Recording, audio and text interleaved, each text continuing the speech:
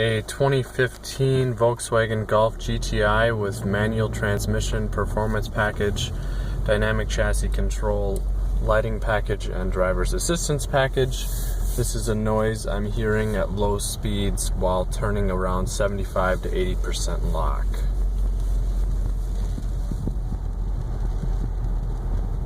There you hear it, kind of the scraping noise. We're turning to the left.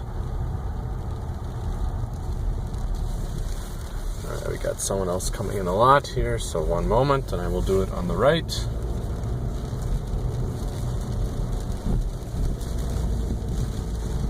There it is again on the left.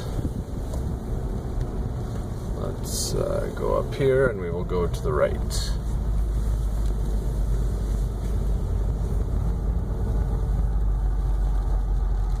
There you can hear it.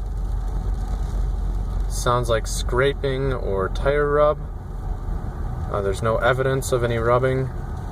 The dealer checked it out and claimed that it was normal. However, it seems odd to me. Thank you for listening.